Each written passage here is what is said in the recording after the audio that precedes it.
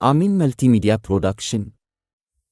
ተማሪዋ ክፍል 11 ልብ አንጠልጣይ እውነተኛ ታሪክ። ደራሲ ከደራሲያን ዓለም የቴሌግራም ቻናል። ተራኪ ሶፊያ ይሱፍ። ይህንና መሰል የፍቅር ታሪኮችን ለማግኘት ቻናላችንን ሰብስክራይብ ያደርጉ። መልካም ቆይታ። ቃልዬ እንዳለችው ቶሎ ወደ ጸብ የመግባት ድክመቴን አምኜ እቀበላለሁ። በእርግጥ ከድሮ አንጻር አሁን እሻላለሁ። ቃልዬ ድሮ ብታውቀኝ ደንብራ ከአጠገቤ ትጠፋ ነበር አልኩኝ በውስጤ።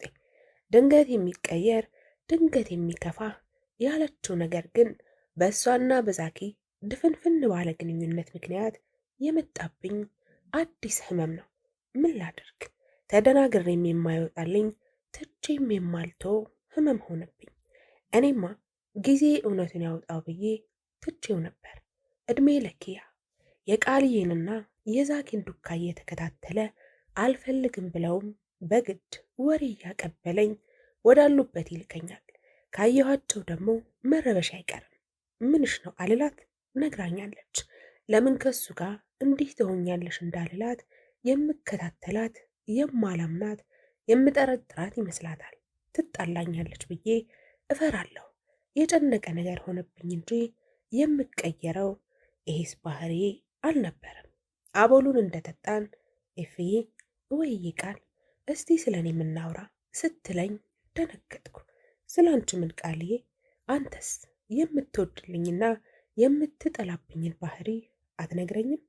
ቃልዬ የምወድልሽ ነገር መናገር ብጀምር አይደለም ይሄ ምሽት ቀኑም ቢጨመር መሽቶ እስኪነጋ አውርቼ የምጨርሰው የሚበቃኝ ይመስልሻል?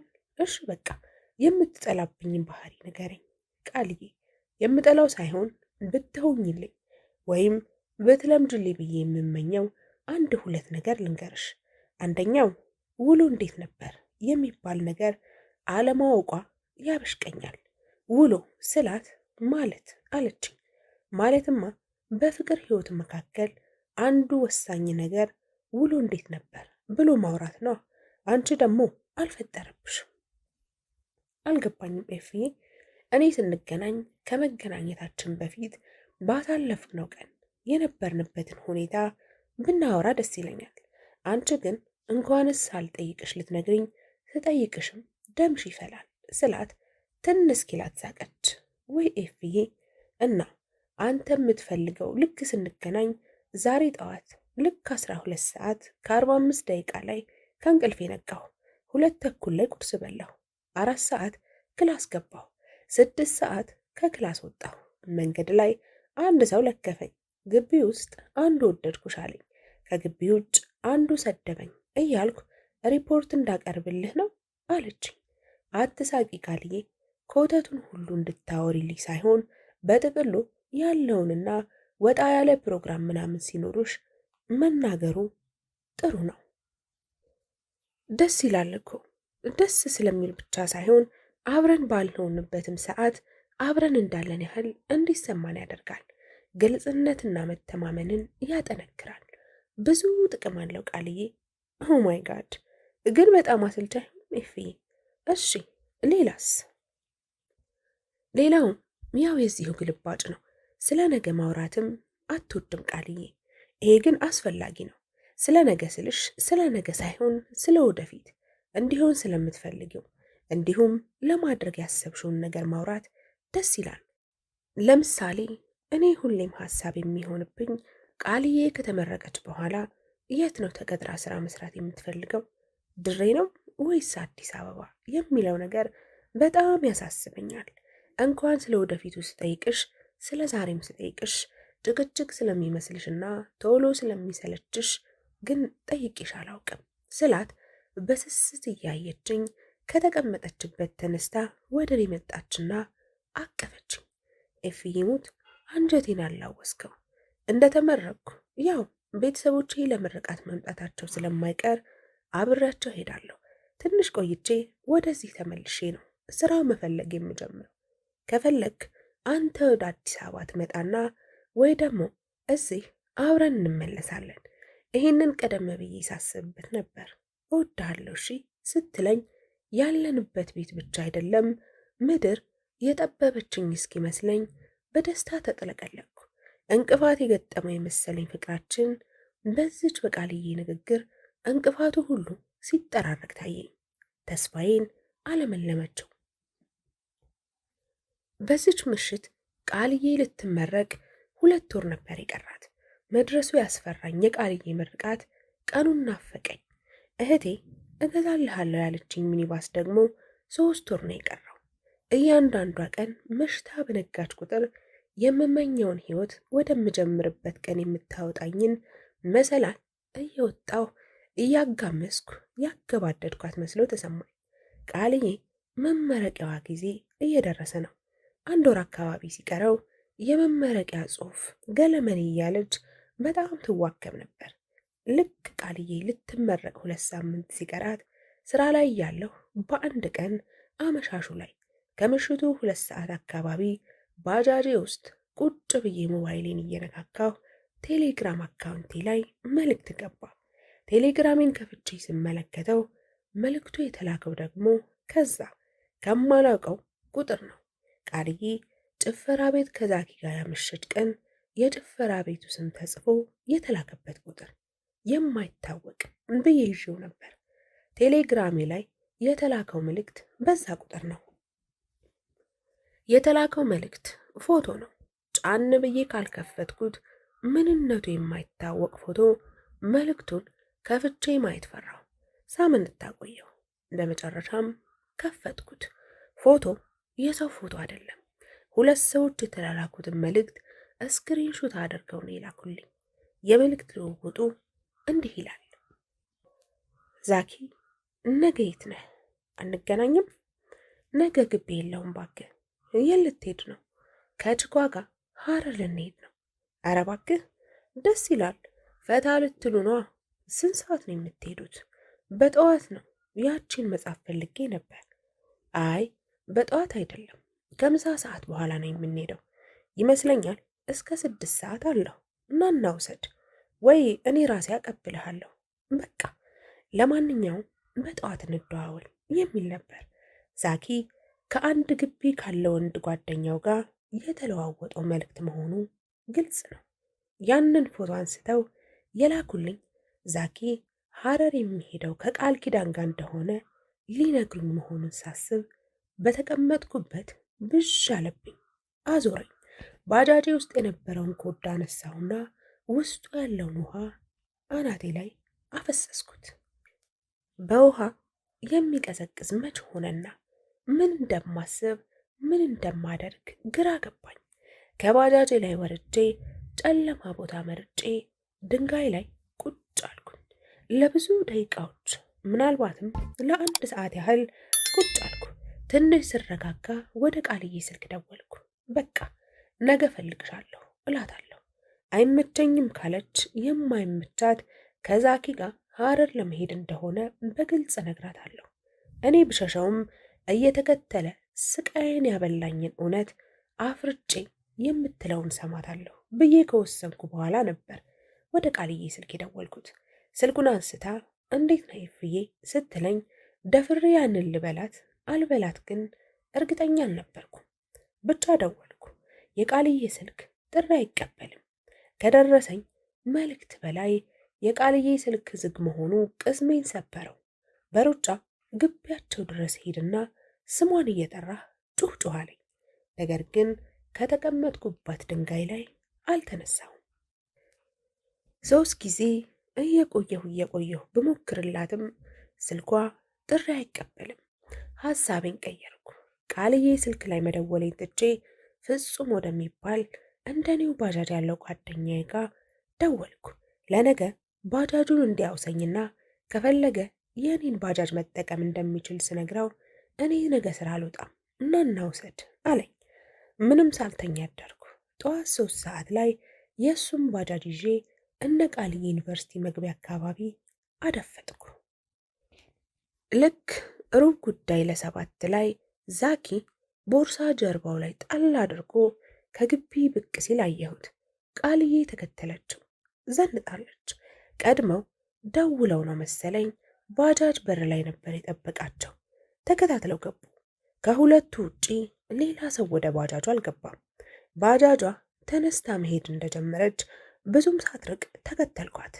ቀጥታ ወደ መናኸሪያ ነው እየሄዱ ያሉት። የሚይዝ የምጨብጠው ግራ ገባኝ። ልክ ሼል ደርሰው ወደ መናኸሪያ ከመዞራቸው በፊት አንዲት ሚኒባስ ስትክለፈለፍ መጣች።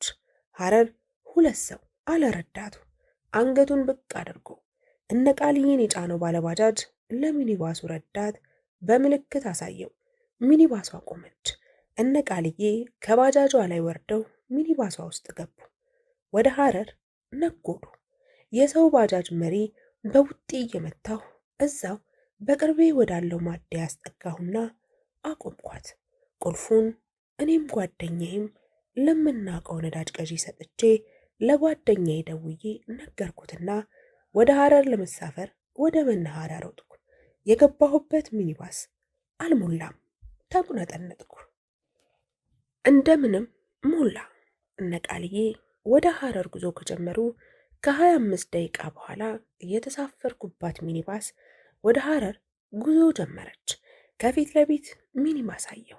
ባየሁ ቁጥር ይሄ እነ ቃልዬ ያሉበት ይሆን እያልኩኝ እነሱን ተከትዬ ወደ ሐረር እየተጓዝኩ ነው።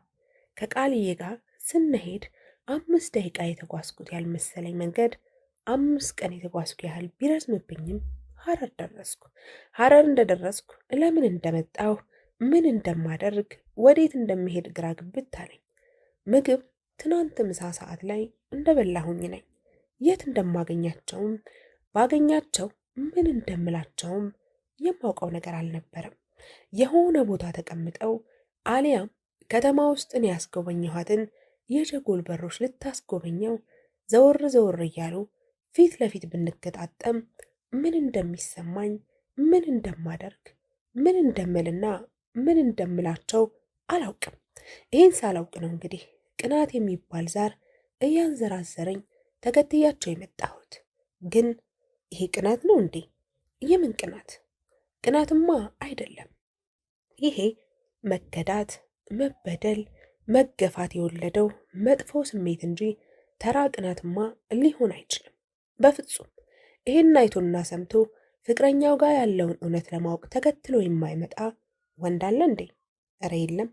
ቀናተኛ ነህ፣ ትጠረጥረኛለህ፣ አታምነኝም። ስለዚህ በድብቅ ትከታተለኛለህ፣ ትነዛነዛለህ። ጨቅጫቃ ነህ ላለመባል ብዙ ታግሻለሁ። ይህንን ግን ልታገስና አይቼ እንዳላየሁ ላልፈው አልችልም። ባልፈውም ሰላም አላገኝም። ሰላም ፍለጋ ሰላሜን አጣሁ። ፍቅርን ፍለጋ ፍቅሬን እስከ ማጣት መታገስ ምን ፋይዳ አለው? ምንም።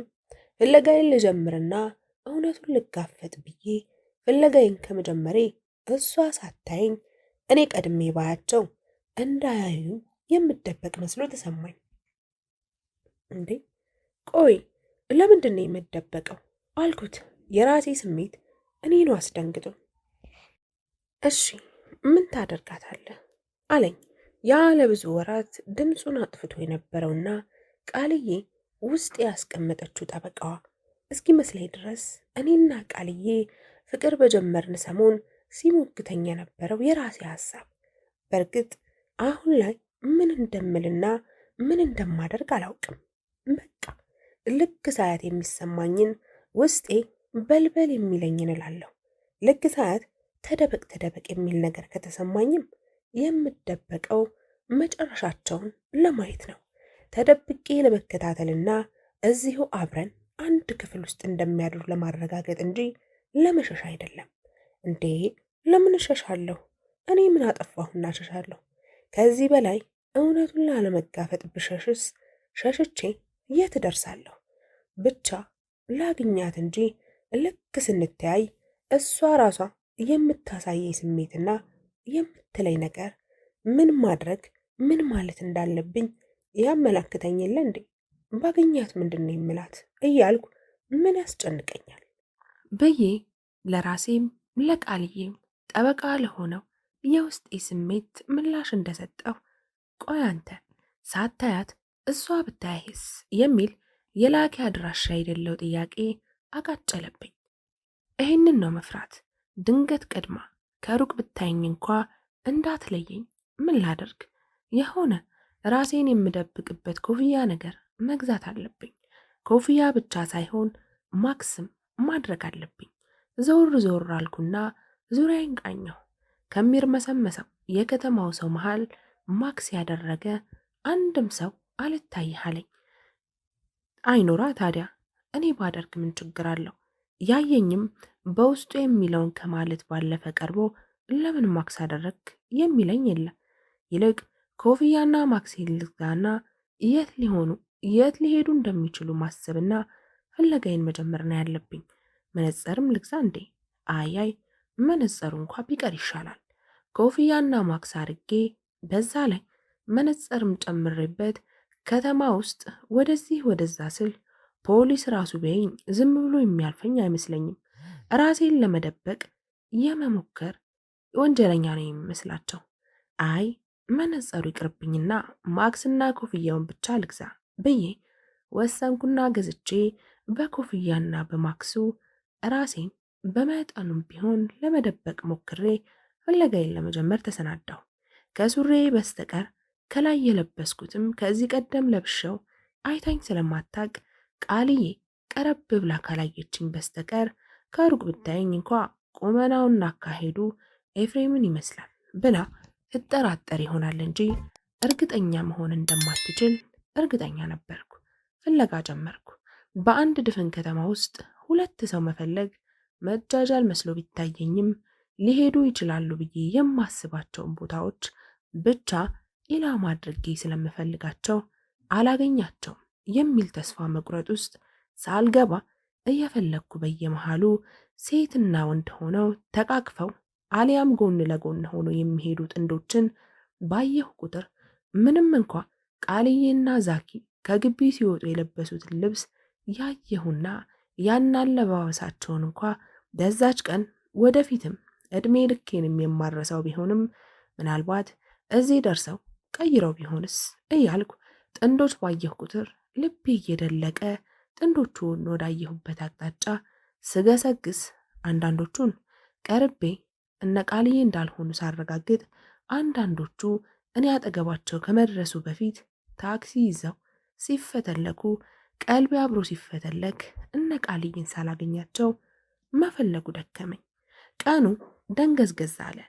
እንዴ ስንት ሰዓት ሆኖ ነው ብዬ ሰዓት ስመለከት 12 ሰዓት አልፏል። ሳይታወቀኝ ምን ያህል ሰዓት እነሱን ፍለጋ ከተማው ውስጥ እንደባዘንኩ አሰብኩና ለራሴ አዘንኩ። የከተማ ውስጥ ፍላጎዬን ገትቼ ከአንዱ ሆቴል ወደ ሌላ ሆቴል ስገላበጥ እነ ቃልዬ የበላ ጅብ ሳይጮህ ከምሽቱ 2 ሰዓት ሆነ። ነገሩ የሐረር ጅብ ምን በወጣው እሱ ምድ ሰው ይበላና ቃልዬን የበላትማ ዛኪ የተባለ ጅብ ነው ብዬ ያሰብኩትን ተናግሬ ሳልጨርስ ተውኩትና ምናልባት የሐረርን ለማዳ ጅቦች ልታሳየው ይሄዱ ይሆን? እሷ ባለፈውም መጠጋት ፈርታ ነበር። ምናልባት ለሱ ለማሳየት ስትል ይዘው ትሄድ ይሆናል እያልኩኝ ወደዛው አቀናሁ። ጅቦቹ ቢኖሩም እነ ቃልዬ እዛም የሉም። የት ይሆኑ? እኔና እሷ ያደርንበት ሆቴል ይዛው ትሄድ ይሆን? እሱም ለሐረር አዲስ ነው ከሆነ ሁለቱም ሐረርን በደንብ ስለማያውቋት ወደምታውቀው ወደዛው እኔና እሷ ወደ ነበርንበት ነው ይዛው የምትሄደው። በእርግጠኝነት ሌላ ቦታማ አያድሩም። ደሞ ጸጥታውን ወድጄዋለሁ ስትል አልነበር? እዛ ነው የሚሄዱት። እኔና ቃልዬ ያደርንበት ፔንሲዮን በር ላይ ስደርስ ከምሽቱ 3 ሰዓት ሆኖ ነበር። ገባሁ። ጥበቃውን ሰላም ስላቸው አላስታወሱኝም። ቀጥታ ወደሚከፈልበት ክፍል ገብቼ ከፈልኩና ቁልፍ ወስጄ ቁልፉ ላይ ባለው ቁጥር መሰረት ወደ ክፍል ያመራው። ቃልዬ እዛው ግቢ ብትሆንና ብታየኝ ደንታ አልነበረኝም። እሷ አየኝ አላየኝ ብላ ትፍራ እንጂ እኔ ምን አስፈራኝ እያልኩ ከክፍሌ ወጥቼ የግቢው ጥበቃ ወደ ሆኑት ሰው ሄድኩና ሰላም ብያቸው እዛው እሳቸው ካሉበት በስተግራ የግንብ አጥሩ ስር ባለች አንዲት ጠፍጣፋ ድንጋይ ላይ እየተቀመጥኩ ስገባ አላወቁኝም አይደል አባባ?